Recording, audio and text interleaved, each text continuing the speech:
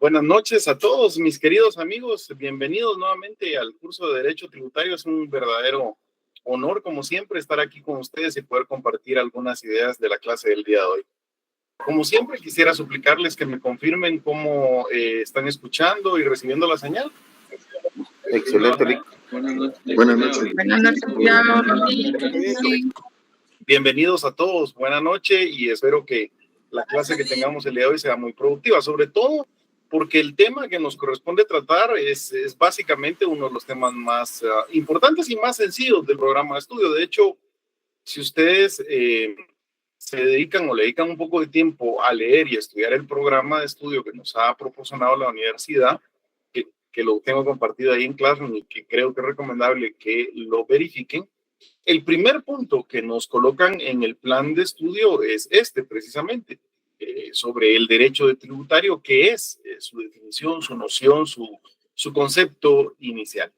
Yo decidí cambiar un poco el orden y traer primero en las clases, podríamos decir, una especie como recordatorio de algo que vimos o que debemos haber visto en derecho financiero sobre qué son los tributos y las distintas clases de tributos que existen. Me pareció que eso era importante porque básicamente, como su nombre lo indica, el derecho tributario trata sobre la regulación, pues, de los tributos. Así que si uno no tiene muy clara la noción de lo que son los tributos, va a ser muy difícil poder comprender qué es lo que pretende regular o qué es lo que pretende abarcar esta rama del derecho. Espero que con estas primeras dos clases ustedes hayan podido recordar, podido refrescar y sobre todo hayan podido puntualizar bien esas ideas sobre lo que debemos considerar como un tributo en la doctrina y lo que nuestra legislación establece que debemos considerar como un tributo, que básicamente ahí coincidimos mucho. Tanto la doctrina como nuestra legislación concibe a los tributos como aquellas aportaciones, contribuciones, obligaciones que el Estado le impone coercitivamente a las personas de pagar sumas de dinero, de entregar algunos bienes para poder contribuir con, digamos, la obtención de recursos de parte del Estado. Cuando nosotros pagamos un tributo, ese pago que realizamos permite que se forme un fondo común del cual el Estado luego, a través del derecho presupuestario, distribuye entre los distintos órganos administrativos, entre los distintos programas que ha planificado para poder prestar los servicios públicos. Y es a través de esos recursos que el Estado, pues, puede cumplir con sus obligaciones, puede, digamos, cumplir con los fines a los que está llamado. Luis, ¿usted tiene alguna duda? Luis Armando Aguilar me aparece aquí con su mano levantada. Solo active su micrófono. Yo creo que allá abajo la mano posiblemente no estaba ahí. Como les decía, entonces es importante recordar esa noción de lo que debemos entender por tributo. Y luego, donde sí hay alguna diferencia es en la clasificación, porque para la doctrina los tributos pueden ser impuestos, tasas y contribuciones. Mientras que nuestro Código Tributario lo que contempla es la posibilidad de que los tributos sean impuestos, arbitrios y contribuciones especiales, dentro de las cuales contempla una contribución especial, digo yo, que le denomina contribución especial por mejoras. De tal suerte que ahí se aparta un poco nuestro código de lo que es la doctrina y eso trae consecuencias, digamos, muy importantes desde el punto de vista práctico. En la clase que yo les dejé grabada, que les suplico que la vean, nos concentramos específicamente en el estudio de las tasas y su relación con el principio de legalidad.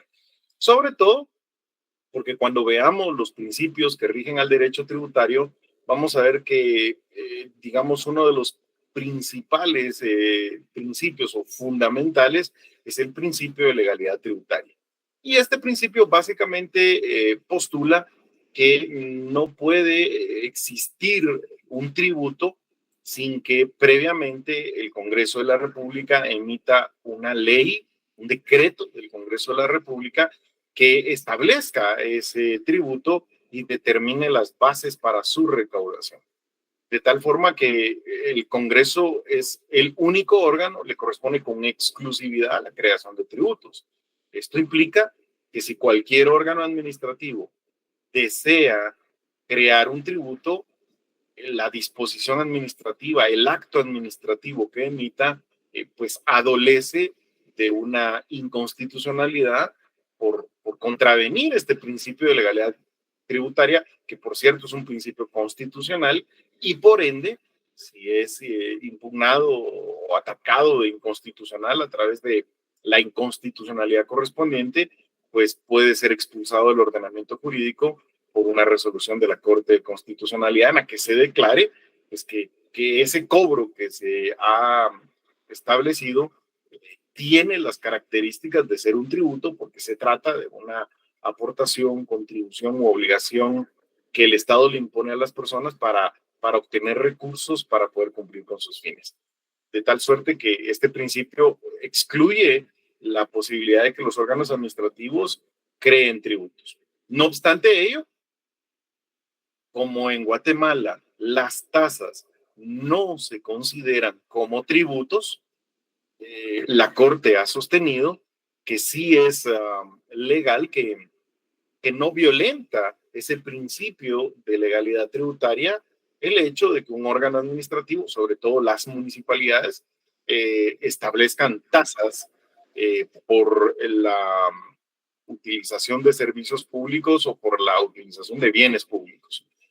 De tal suerte que bueno, en Guatemala los órganos administrativos sí pueden establecer administrativamente el cobro de tasas. ¿Por qué? Estas tasas no se consideran legalmente como tributos, a pesar de que doctrinariamente sí se consideran como tributos y que, por cierto, reúnen todas las características para ser consideradas como un tributo. Pero bueno, nuestra Corte ha dicho que no, que las tasas se diferencian en su naturaleza jurídica de los tributos, básicamente en el hecho de que cuando una persona paga una tasa, el pago que está realizando lo está haciendo como a cambio de una contraprestación de un servicio o como contraprestación por la utilización de un bien público que el Estado le está permitiendo. De tal suerte que si la persona realiza un pago y a cambio recibe de forma directa e inmediata la prestación de un servicio público o le permiten la utilización de un bien público, ese cobro que ha sido establecido se considera pues una tasa y por ende sí puede ser admitido que sea creado por un órgano administrativo. La Corte ha considerado que no vulnera el principio de legalidad, de tal suerte que eso abre muchísimas puertas y que vamos a ir viendo conforme avancemos con el curso. Ya teniendo claro esta idea de que un tributo o de qué son los tributos y las distintas clases de tributos, debe resultarnos sumamente fácil definir qué es el derecho tributario. Yo les coloqué aquí la definición que yo manejo, que yo sostengo de lo que es el derecho tributario y que además los que me conocen van a saber que es normalmente la que utilizo o la estructura que utilizo para definir todas las ramas del derecho. Yo siempre que defino una rama del derecho, por ejemplo, el derecho tributario, digo que se trata de una rama del derecho. Y aquí quiero hacer una pausa. Cuando yo digo que se trata de una rama del derecho, estoy haciendo énfasis en que estamos hablando de una parte del estudio o de la ciencia del derecho.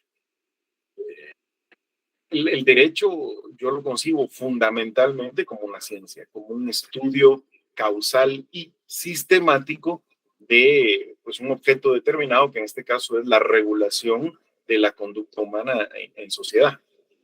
Para el caso del derecho tributario, cuando decimos que se trata de una rama del derecho, lo que quiero decir es que estamos frente a una parte de esa ciencia del derecho a través de la cual nosotros vamos a estudiar de forma sistemática, de forma metódica y buscando su explicación, su naturaleza, sus causas, sus efectos, sus principios, su esencia, todas las normas jurídicas que regulen la creación y la recaudación de los tributos. De los tributos como la principal fuente de que el Estado posee para poder obtener los recursos necesarios para cumplir sus fines, como vimos en la clase anterior. Si se recordarán, al ver un poco de la distribución del presupuesto, nos percatamos que del presupuesto que aprobaron para este año, pues el 75% de los ingresos que esperan obtener provienen de los tributos. Por eso podemos decir categóricamente que los tributos constituyen la principal fuente de ingresos del Estado. De tal suerte que aquella rama del derecho que se ocupe del estudio sistemático de las normas jurídicas que regulan cómo creamos esos tributos, puse la palabra crear para que fuera más entendible, pero técnicamente ustedes podrían decir cómo se hace para decretar un tributo, para reformar una ley tributaria o incluso para derogar un tributo. Y además regula todo lo relacionado con la recaudación de ese tributo, desde los principios que lo rigen a los procedimientos que se deben seguir para determinar el tributo, los procedimientos que se deben de seguir para cobrar el tributo, los procedimientos que se deben de seguir para imponer sanciones a quien no cumpla con su obligación tributaria, etcétera. Básicamente, todas las normas jurídicas que se refieran a la regulación de los tributos quedan comprendidas su estudio dentro del derecho tributario. Como rama del derecho, pues no solamente estudia las normas jurídicas. Yo siempre he insistido en esto, ¿vieron? Muchas veces cuando definimos alguna rama del derecho, decimos, por ejemplo, el derecho tributario es un conjunto de normas jurídicas que regulan los tributos, lo cual no está mal, simple y sencillamente es un enfoque puramente objetivo. Decir que el derecho tributario es el conjunto de normas jurídicas es correcto, pero yo digo, no solo es eso. Eso está bien para alguien que lo mira desde afuera, pero para un estudiante de derecho, para un profesional del derecho, nosotros sabemos que detrás de esas normas jurídicas, detrás de la creación de esas normas jurídicas y sobre todo para la adecuada interpretación de esas normas jurídicas y para la adecuada aplicación de esas normas jurídicas, es necesario conocer y estudiar los principios que inspiran, pues eso, la creación, interpretación y aplicación de tales normas jurídicas. No se trata nada más de aprenderse las normas, se trata de entender, digamos, las nociones básicas, las nociones fundamentales, los principios que la rigen. Porque cuando uno entiende esos principios, realmente es cuando uno puede interpretar y aplicar adecuadamente las normas y entender el porqué de su creación. Una persona que no estudia los principios de una rama del derecho puede leer las normas jurídicas, incluso las puede memorizar, pero no va a lograr darles el sentido adecuado, no va a poder interpretarlas adecuadamente, no va a poder aplicarlas adecuadamente al caso concreto, porque pues la interpretación y su aplicación está, digamos, determinada porque esas normas están inspiradas en ciertos principios y por lo tanto para darle sentido y poder aplicarlas correctamente es necesario conocer adecuadamente esos principios. Así que el estudioso del derecho no solo estudiará las normas jurídicas que rigen a los tributos, sino también aquellos principios que inspiran su creación, su interpretación y su aplicación. Y más allá, digo yo, también el estudio del derecho incluye a todo aquellas explicaciones, análisis, teorías, libros, revistas, artículos, bueno, en general todo lo que yo le llamo la literatura jurídica especializada en este tema de los tributos, o que en general aquí en Guatemala le llamamos la doctrina. Aquí en Guatemala decimos o le llamamos doctrina a los libros que se escriben sobre derecho tributario, a los artículos que se publican en revistas jurídicas sobre el derecho tributario, incluso a las exposiciones que hacen los profesores de derecho tributario, a las clases que dan sobre el derecho tributario. En general, pues todo lo que sea estudios, explicaciones o análisis sobre los tributos y sus principios, a eso es a lo que le llamamos doctrina. A mí, honestamente, no me gusta mucho la palabra doctrina. Creo que es una palabra que traemos los juristas como herencia de aquel derecho canónico de donde en algún momento surgió, digamos, nuestro estudio. Recuerde que, vaya, pues aquí en Guatemala, por ejemplo, nuestra facultad se fundó, cuando fundaron la universidad, fundaron nuestra facultad y era una facultad de teología y derecho. Al mismo tiempo estudiaba uno la teología del derecho porque al final de cuentas, pues era el derecho eclesiástico, el derecho canónico, el que determinaba en gran medida la aplicación de las normas jurídicas en esa época. Así que yo creo que esa palabra doctrina la heredamos de esas ideas religiosas que creo yo que nos pueden dar una errónea concepción. A ver, trato de explicar esto. Cuando uno dice doctrina, por ejemplo, cuando lo dice en la religión, una doctrina religiosa comprende los dogmas que postula esa religión y que por lo tanto las personas tienen que aceptar y cumplir sin discutir. Y aquí quiero hacer un énfasis muy importante. En la ciencia no podemos tener dogmas. En la ciencia no podemos, aceptar las cosas sin análisis, sin crítica, sin discusión y cumplirlas sí porque sí. Cuando nos quieren imponer en una ciencia que las cosas son de esa manera y que no podemos discutirlas, eso deja de ser ciencia. Eso se convierte en un adoctrinamiento o en su caso en una religión, pues, en una ideología que nos quieren imponer donde no podemos discutir. Y eso es contrario a esa búsqueda de la verdad, esa búsqueda de conocimiento que tiene alguien que es científico. Por eso, a mí en lo personal no me gusta la palabra doctrina porque nos podría dar a entender como que, vaya, lo que dicen los autores, lo que dicen los especialistas o lo que diga el profesor de derecho tributario es como un dogma, como algo indiscutible, como algo infalible, como algo que no podemos cuestionar, que no podemos criticar. Y al contrario, de lo que se trata, más ustedes que están ya en la parte final de su carrera, el último semestre de su carrera, mis queridos amigos, eso no puede ser. O sea, básicamente lo que nosotros tenemos que hacer es todo lo que se nos presente como nuevo conocimiento, hay que verlo de forma crítica, hay que analizarlo, hay que discutirlo, hay que criticarlo, hay que cuestionarlo. Así venga del mejor libro o del mejor autor o del mejor profesor que hayan tenido durante la carrera, porque solo ese análisis, esa discusión, esa crítica que hacemos es la que permite que el conocimiento vaya avanzando y permite además que encontremos errores, contradicciones, incoherencias en el sistema jurídico y las vayamos mejorando o perfeccionando cada vez más. La discusión entonces no puede ser a ciegas o por dogma. Por eso a mí la palabra doctrina no me gusta. Pero bueno, haciendo esa salvedad y entendiendo que cuando decimos doctrina, nosotros no queremos decir algo que que debemos aceptar ciegamente y sin discusión, sino que nos referimos, cuando decimos doctrina acá en el estudio del derecho, nos referimos a esa literatura jurídica especializada.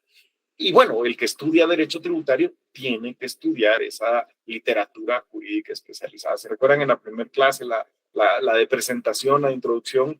Yo les recomendaba algunos libros porque creo firmemente que si alguien solamente estudia las normas jurídicas, difícilmente las va a poder comprender. Y cuando yo digo a alguien, no me refiero a ustedes específicamente, sino que me refiero a cualquier persona. O sea, yo creo que si solo tomo las normas jurídicas sin estudiar los principios que hay detrás y las doctrinas que las explican, es muy difícil que las pueda entender. Yo siempre pongo algunos ejemplos. Recientemente el derecho ha estado sufriendo muchísimos cambios. Yo con muchos de ellos no estoy de acuerdo, pero me ha tocado que estudiarlos. Por darles algún ejemplo, en los últimos años, después de haberme graduado, surgió la especialización en el derecho de la niñez y la adolescencia. Claro, no quiere decir que no hubieran normas jurídicas que regularan o que protegieran a los niños y a los adolescentes en mi época, sí las existía, pero lo que me refiero es que el derecho de la niñez y la adolescencia se separó del derecho de familia y casi que se convirtió en una rama autónoma. Tan es así que ahora tiene sus propios tribunales, sus propios procedimientos, su propia ley de protección integral a la niñez y a la adolescencia. Y cuando yo empecé a leer las normas de esa rama del derecho, honestamente hubieron varias que me resultaban chocantes y que yo decía, esto es una locura lo que están regulando. Hasta que pude entender los principios que las inspiraron y las doctrinas, las explicaciones teóricas que dan sobre ellas, pude entender por qué las habían regulado de esa manera. Otra cosa es que no comparto todo lo que ahí está regulado, pero bueno, lo que quiero decirle es que no se puede pretender ser jurista solo leyendo una norma jurídica y dándole el sentido que nosotros creemos, que es lo que nos pasa normalmente en las redes sociales ahora. No sé si han visto que ahora en las redes sociales todos son constitucionalistas, todos son juristas, todos son analistas, porque cuando surge la discusión de un tema, digamos, nacional o internacional, todo el mundo quiere opinar. Por ejemplo, ahorita con el tema de las elecciones, no les ha pasado, entren por molestar a cualquier red social, sobre todo la que más está hecha para debatir, para discutir, para pelear, es el famoso Twitter, o que ahora le han cambiado de nombre a X nada más, ¿verdad? En cualquier caso, en esta red social es muy interesante porque usted mira que alguien coloca y dice, el Tribunal Supremo Electoral resolvió tal cosa sobre la elección de diputados en primera vuelta, o resolvió que los dos partidos que pasan a segunda vuelta son estos. Se basó en tal artículo. Y ahí empiezan a opinar todos. Es que ese artículo sí está bien aplicado por esto, por esto, por esto, y otros no, ese artículo está mal aplicado por esto, por esto. Y uno dice, todos resultaron ser especialistas en derecho electoral. Y luego cuando alguien impugna esas resoluciones, todo el mundo da su opinión sobre cómo deberían de resolverse esas impugnaciones. El problema es de que la dan, vamos a ver, por lo que ellos entienden, por su sentido común, por la lectura aislada y asistemática que hicieron de esa norma jurídica. Y ahí está precisamente el error. El jurista, el verdadero jurista, no puede dar una opinión de esa manera sobre una norma, aunque de hecho hay abogados que lo hacen, ¿verdad? Pero lo que le quiero decir es, un verdadero estudioso del derecho tiene que estudiar de manera sistemática, en este caso, en este ejemplo, pues el derecho electoral, entender sus instituciones, sus principios, sus explicaciones teóricas, para poder entender las normas en su justa dimensión, poder interpretarlas adecuadamente y poder aplicarlas correctamente. Así que ahí en la pantalla tienen ustedes esa noción inicial que yo quiero que manejemos sobre derecho tributario. Para mí, el derecho tributario es una rama del derecho mediante la cual nosotros vamos a tratar de estudiar de forma sistemática, de forma ordenada, de forma causal, todas las normas jurídicas que regulen la creación, la recaudación de los tributos como la principal fuente de ingresos del Estado. Además, vamos a estudiar también los principios que inspiran la creación, la interpretación y la aplicación de esas normas jurídicas y las doctrinas que las explican, es decir, todas esas teorías, explicaciones y análisis que hacen los especialistas de la materia en los distintos materiales que van emitiendo y que nos permiten realmente comprender tales normas jurídicas. Eso es lo que vamos a entender por derecho tributario. Espero que por ahí les haya quedado la idea.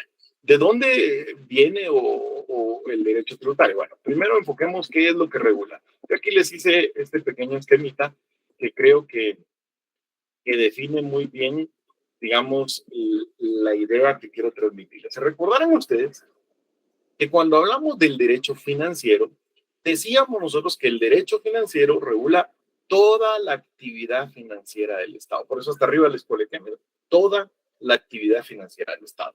Ese es el objeto de estudio del derecho financiero del semestre pasado. Esa actividad financiera Simplificándola, la podríamos dividir en tres grandes bloques, en tres grandes actividades o tareas. Por un lado está la obtención de los recursos. Lo primero que el Estado tiene que hacer en su actividad financiera es obtener recursos. Por otro lado está administrar esos recursos adecuadamente, sería la segunda parte de la actividad financiera.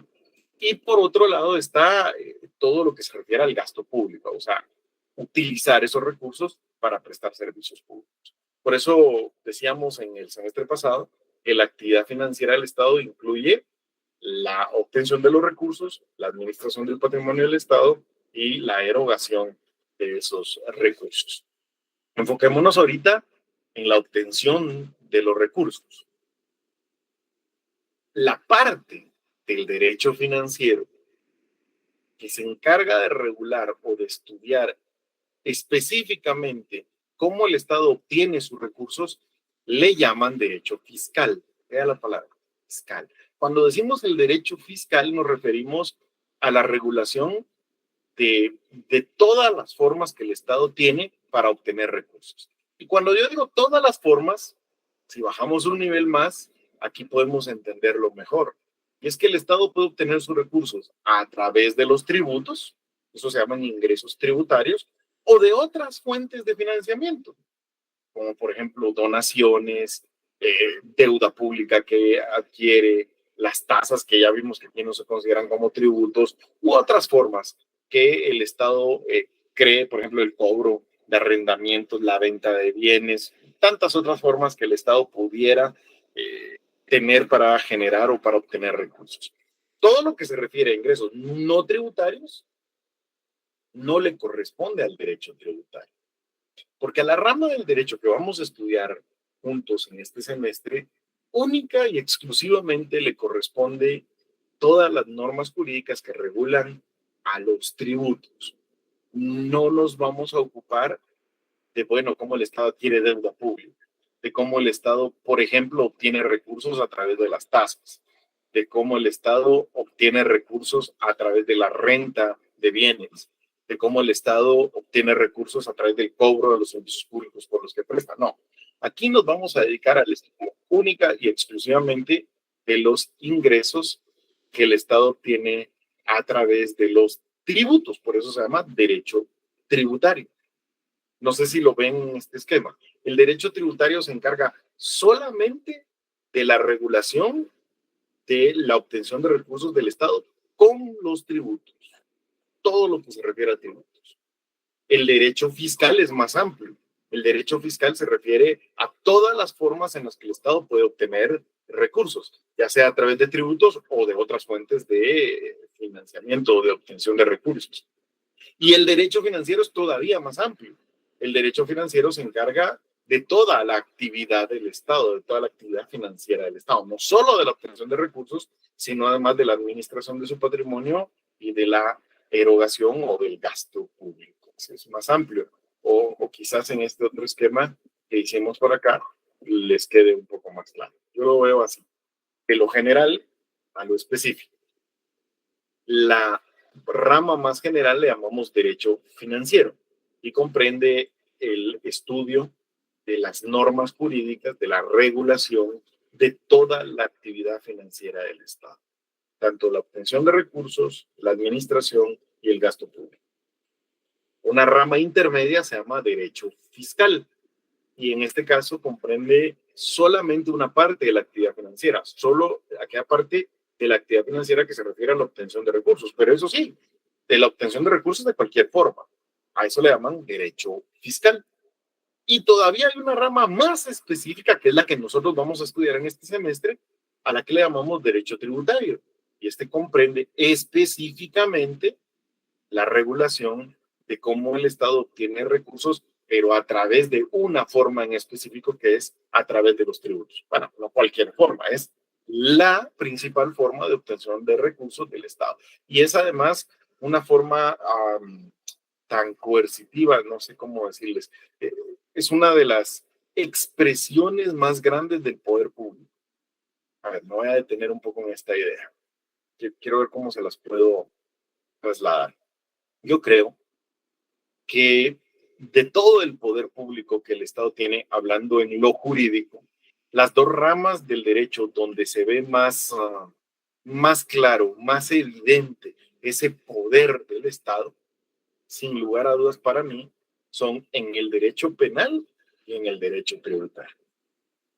Fíjese pues, en el derecho penal el Estado puede intervenir ejerciendo ese poder coercitivo que tiene ese jus imperium, ese poder del Estado, incluso privándole de su libertad. Y en algunos casos, o en algunas épocas en Guatemala, incluso privándole hasta de su vida. Cuando aplicamos la pena de muerte, a través del derecho penal se le quita la vida a una persona, legalmente hablando. O por lo menos, si no vamos hasta el extremo de la pena de muerte, por lo menos en el caso de la pena de prisión, que es igual de dura, estamos hablando de quitarle la libertad a una persona hasta 50 años de su vida, que es prácticamente toda la vida. O sea, es la manifestación del poder punitivo del Estado, es grotesca. Lo que el Estado puede llegar a hacer legalmente es muy fuerte. Y por eso ese poder debe estar sujeto a muchos controles. No podemos permitir que se ejerza arbitrariamente o indiscriminadamente, porque la historia nos enseña que el poder punitivo ejercido sin límites y sin controles siempre termina en una arbitrariedad. Siempre termina en una arbitrariedad. La historia lo enseña y lo enseña cosas. Por eso, cuando uno mira, por ejemplo, a personas que defienden programas punitivos muy fuertes, muy coercitivos, uno dice, el peligro ahí es que esa es una puerta a la arbitrariedad muy grande. Muy, muy, muy grande. Yo sé que usted lo ha oído muchísimo, ¿verdad? O sea, aquí la gente dice, es que a los mareros a todos hay que agarrarlos y meterlos presos. Y bueno, yo estoy de acuerdo, siempre y cuando se siga el debido proceso y se demuestre pues, que han cometido un delito, porque uno de los principios del derecho penal es precisamente que solamente se le puede imponer una pena a una persona que ha cometido un delito. O sea, el límite fundamental que le imponen a ese poder punitivo del Estado. Pero cuando le quitamos ese límite, la historia nos enseña que inevitablemente el Estado va a abusar del poder punitivo y va a terminar metiendo presos no solo a los delincuentes, sino que va a terminar metiendo presos a sus opositores políticos y a cualquiera que hable en contra de ellos. Así es la historia y inevitablemente se repetirá si no se ejercen esos controles. Por eso el derecho penal se ocupa mucho. Yo siempre, mi maestro de penal decía, el derecho penal trata de cómo le ponemos límites al Estado en cuanto a la capacidad que el Estado tiene o al poder que el Estado tiene para imponer penas o castigar a los que han cometido delitos, castigar entre comillas, ¿verdad? La segunda rama del derecho, donde ese poder del Estado, ese jus imperium del Estado es tan fuerte, es precisamente en el derecho tributario. Fíjese que a través del derecho tributario, el Estado puede privarle de una buena parte de sus recursos a las personas. Y cuando le digo una buena parte, pues en principio diría uno el porcentaje de tributos que le corresponda pagar a esa persona. O sea, usted ha visto que los estudios nos dicen que la carga tributaria promedio de los guatemaltecos no llega ni al 12% de sus ingresos. Claro, eso de la carga promedio es complicado de calcular y tiene un montón de matices ahí, pero quedémonos en que, digamos que de todo lo que uno gana, en promedio un 12% debería estárselo entregando al Estado en concepto de tributos y por lo tanto el Estado tiene el derecho de obligarnos a hacer ese pago o de quitarnos esa cantidad de dinero. Pero cuando usted mira que si alguien no paga los tributos, además el Estado le puede imponer multas, además le puede cobrar intereses, resulta que ya no es un 12% sino que cuando ya está ejecutando o cuando está obligando a las personas a que cumplan con esas cargas tributarias, pues termina quitándoles un 30-35% del ingreso total que han tenido, que ya es considerable, ¿eh? Y no digamos en países que tienen una carga tributaria mayor. Lo decíamos en alguna oportunidad, hay países en Europa donde, según lo que he podido leer, la carga tributaria puede llegar hasta el 60-65% de los ingresos de una persona. Imagínese usted tener el poder de quitarle a alguien un 30% de sus ingresos, un 12% de sus ingresos, un 60% de sus ingresos. Vamos, es un poder muy grande. Estamos hablando de los bienes, de los recursos de una persona. Y además es un poder permanente, porque cuando decimos un 12% nos referimos al 12% de lo que esa persona tuvo durante el año, pero el siguiente año también va a tener ingresos o ganancias o bienes y también tiene una carga tributaria, y el siguiente año también. Pues a un 12% en 7 años estamos hablando que le podría quitar todos sus bienes a una persona. O sea, es un poder muy grande y por lo tanto debe estar limitado. Y el derecho tributario se encarga de eso, se encarga de regular cómo el Estado debe ejercer adecuadamente ese poder. Si no existiera el derecho tributario, ¿no? O más bien, cuando no existía el derecho tributario, los gobernantes podían cobrar los tributos libremente a su leal saber y entender y según sus propias necesidades y no la de la población. Mire qué fuerte esto. Cuando uno estudia la historia de los tributos se da cuenta que en las monarquías absolutas, el rey, el monarca, el soberano, imponía los impuestos que él quería, los que a él se le ocurría, y los cambiaba en el momento que quisiera, y determinaba cuánto se debe pagar, y la determinación o el monto de lo que había que pagar podía cambiar constantemente. Cuando uno lee un poquito de la historia de los tributos, por ejemplo, a mí me parece curioso, en Inglaterra estaba leyendo yo que había unos tributos que digamos los campesinos tenían que pagarle a señores feudales, a los terratenientes, que se pagaban anualmente. Eran como, le llamaban rentas, pero realmente lo que hacía es que el señor feudal una vez por año recorría todos los territorios que le pertenecían, y a los campesinos que estaban ahí les cobraba tributos. El tema es que cuando uno trata de decir, bueno, ¿y cuánto les cobraba? En concepto de tributos, fíjense que cada año era distinto. Y los campesinos sabían cuánto tenían que pagar hasta que les llegaba a cobrar el señor feudal. Casi que el cobro que se realizaba dependía no de las necesidades públicas o de la capacidad de pago de los campesinos, sino que dependía de las necesidades del gobernante. Y cuando le digo las necesidades, a veces sí eran pues necesidades públicas. Por ejemplo, a veces tenían que mejorar las fortificaciones del feudo para poder defenderlo mejor, o adquirir más armas, o contratar más soldados. O sea, a veces sí era por temas de necesidad pública, pero a veces no.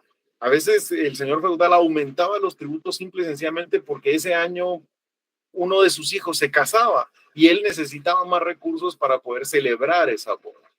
Y aunque suene absurdo o suene, a ver, no sé, fuera del derecho, suene arbitrario, eso ocurría en la antigüedad antes de que se le pusiera un límite a ese poder político. Y ocurría en repetidas ocasiones a través de la historia en todos los sistemas. El gobernante siempre terminaba recaudando tributos mayores a los que las personas tenían capacidad de pago, terminaba recaudándolos arbitrariamente, imponiendo nuevos tributos, lo que se le ocurría. Entonces no había seguridad, era realmente un caos. Y eso generó mucha inestabilidad social, mucha incertidumbre, mucha descontento social. Tan es así que las grandes revoluciones que cambiaron el mundo tuvieron dentro de uno de los principales factores que las determinaron, precisamente es esto, la alta carga tributaria que se le imponía a las personas. A manera de ejemplo, es conocido por todos ustedes el tema, por ejemplo, de la Revolución Francesa. Siempre que nos enseñan la Revolución Francesa, nos dicen el pueblo estaba cansado, estaba harto de los abusos y la opulencia de la monarquía francesa. Y ese cansancio que existía, ese hartazgo que existía de parte del pueblo, tenía muchísimo que ver con que los gobernantes cargaban a la población con obligaciones tributarias exageradas, irracionales, arbitrarias, y que además los recursos que obtenían no los utilizaban para el bien del pueblo. El pueblo muriéndose de hambre en situación de pobreza muy drástica, y los gobernantes en una opulencia exagerada, con los grandes palacios, fiestas y gastos incontrolados. Y sobre todo, gastos que se financiaban a través precisamente de los tributos. Hasta que el pueblo no aguantó más, fue sutilmente manipulado por la propia aristocracia, por los mismos gobernantes, pero opositores al rey, y le hicieron que se alzara en armas, derrocara a la monarquía, literalmente decapitara a la familia real e implementara un sistema republicano con la idea de controlar. Claro, después uno se da cuenta de que en la implementación como tal de la Revolución Francesa hubieron grandes errores. Por ejemplo, después de haber derrocado a la monarquía e implementar la república, los que terminaron gobernando la república fueron los mismos aristócratas que impulsaron a la población.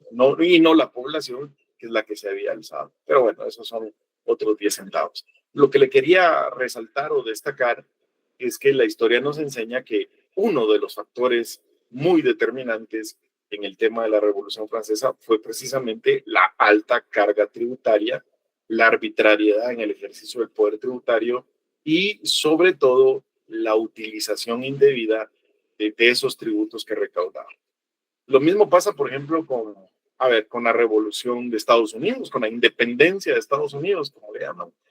Si ustedes estudian el movimiento de independencia de Estados Unidos, se van a dar cuenta que el surgimiento el detonante, la gota que rebalsó el vaso, la situación que provocó que las colonias inglesas se alzaran en contra de Inglaterra fue precisamente los altos impuestos que Inglaterra les imponía, sobre todo un impuesto que le impusieron al té, que fue fabuloso, porque básicamente lo que hacía Inglaterra es utilizar a las colonias norteamericanas como fincas para cultivar, para sembrar y cultivar el té con mano de obra muy barata, casi que a manera de esclavitud, y luego los colonos trataban de enviar ese té a Inglaterra para su consumo, pero los tributos que cobraban por el té eran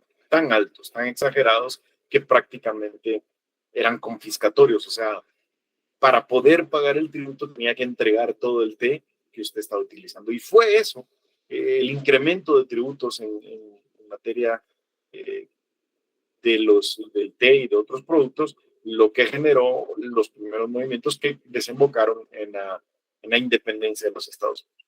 Incluso sin ir tan lejos, en la propia independencia de Guatemala, en ese movimiento, digo yo, más que independencia, ese movimiento separatista que hicimos de España, básicamente ustedes recordarán que lo que hicimos fue separarnos de la capital española, de la metrópoli española, debido a los altos costos que esto implicaba en tema de tributación.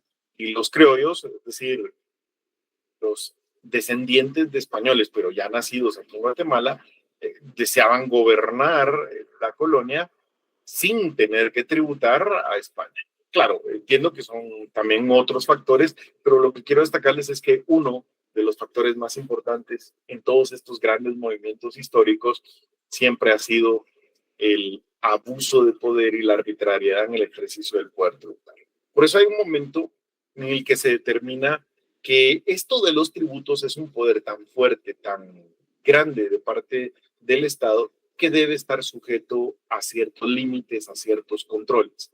Y ahí es donde surgen las primeras leyes que regulan cómo es que se puede hacer un tributo, o sea, qué principios deben regir para crear un tributo. Brevemente, hagamos algunas ideas. Por ejemplo, solamente puede decretarse un tributo por parte del Congreso. ¿Por qué?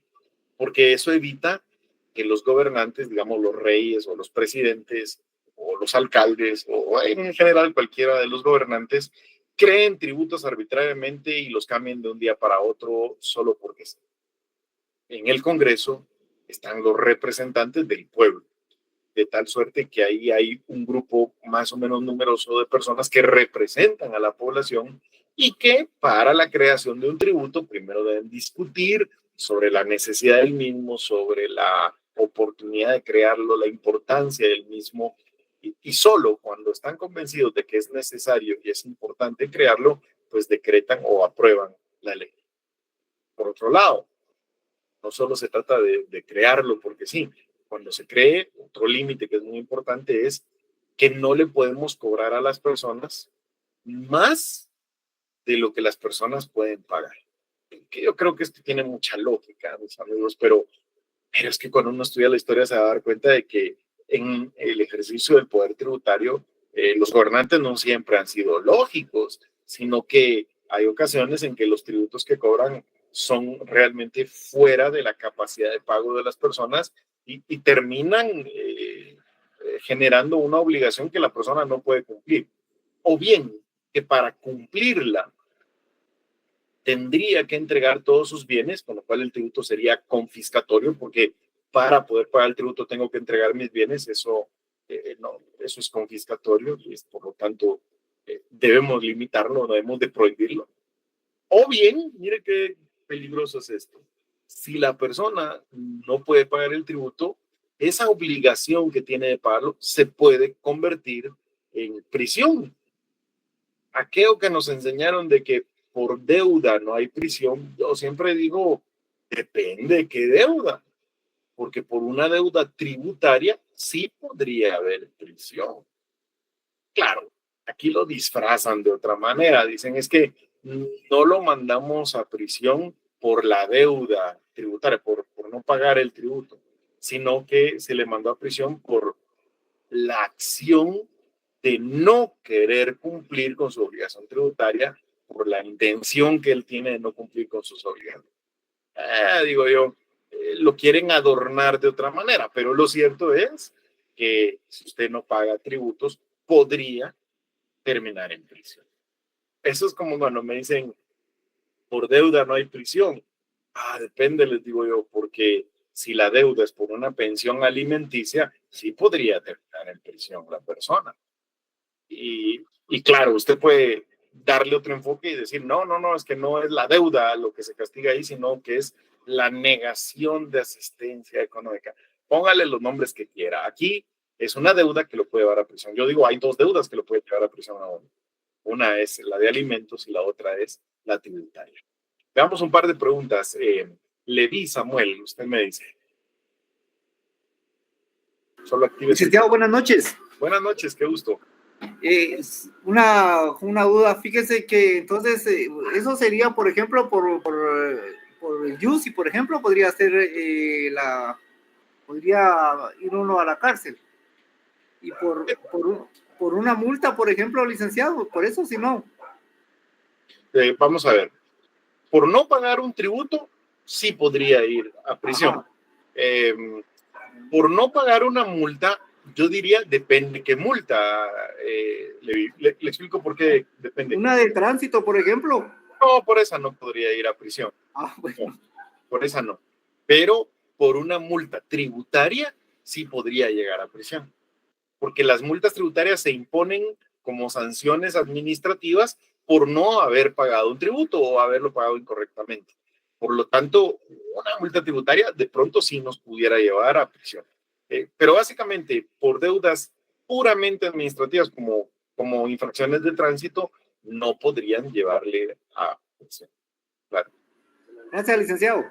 Gracias a usted. Igual, si tiene multas, páguelas, ¿verdad, Levi? No es consejo de que no las pague. Simplemente respondí la pregunta que me hizo respecto a eso. No tengo deudas. Estoy bromeando. Lo que pasa es que a veces la computadora no permite captar la broma. Pero en fin. Julio César Ramírez, usted también tiene por ahí su mano levantada. Buenas noches, licenciado, gracias. Por ejemplo, si una empresa es demandada y ya está en un contencioso administrativo, pues por hacer fallo en un convenio de pago, mi pregunta es si eso no aplica también en algún momento en el tiempo a la prescripción, como lo es, digamos, cualquier otro impuesto. Sí, claro. Vamos a ver. Como lo es no solo cualquier otro impuesto, sino cualquier otra obligación, salvo excepciones muy puntuales de obligaciones muy, muy especiales que son imprescriptibles. Pero bueno, en general, las obligaciones tributarias prescriben. ¿Y esto qué quiere decir?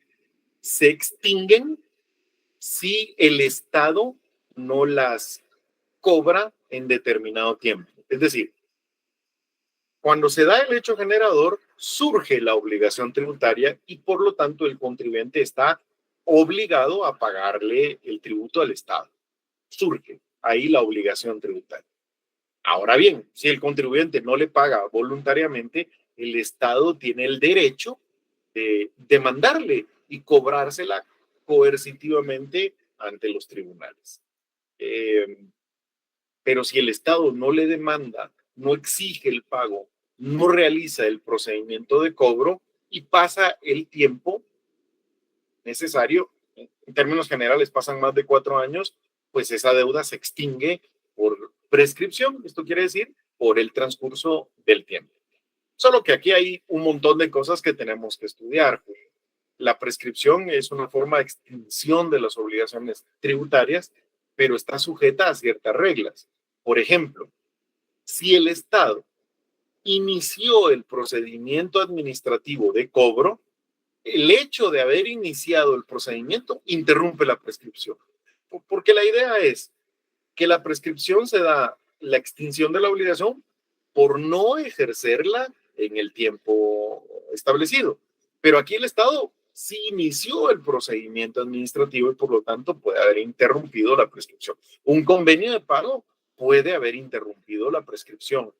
Una demanda, un proceso judicial puede haber interrumpido la prescripción. Es decir, antes de decirle si prescribió o no prescribió, hay que sentarse y ver el caso en concreto, ver cuándo surgió. O sea, lo primero que uno tiene que ver es cuándo surgió la obligación. ¿En qué momento esa obligación se volvió exigible? Y a partir de ese momento, contar los 4 años y decir, bueno, esta obligación prescribía en tal fecha. Ya que uno hizo ese cálculo, hay que ver si dentro de ese periodo de tiempo no ocurrió alguna de las circunstancias que interrumpen la prescripción, que están establecidas en el Código Tributario. Si se dio una de esas circunstancias, se interrumpió la prescripción. Y más interesante, el efecto de esa interrupción es que todo el tiempo que ya llevábamos de prescripción queda sin efecto y volvemos a empezar a computar otra vez los 4 años para una nueva prescripción. De tal forma que eso requiere un poquito más de estudio, pero en términos generales, para responder a su pregunta, sí, las obligaciones tributarias están sujetas a prescripción, al igual que las obligaciones civiles, pero con distintas o con reglas especiales o particulares. Bien. Gracias. Básicamente, entonces, mis queridos amigos, eso es el derecho tributario, una rama del derecho a través de la cual nosotros estudiamos las normas jurídicas que regulan los tributos, los principios que inspiran su creación, interpretación y aplicación y las doctrinas que las explican. Seguiremos en la próxima clase viendo otros puntos de vista, otras perspectivas para definir el derecho tributario, el contenido del derecho tributario, qué abarca, qué debemos de estudiar, su autonomía como rama del derecho y su naturaleza jurídica. no se la pierdan el próximo martes, donde espero compartir con ustedes nuevamente, mis queridos amigos. Les mando un fuerte abrazo. Gracias por su atención. Y otro feliz Feliz noche. Feliz noche, Lee. Buenas noches, Lee. Buena clase. Buenas noches, licenciado.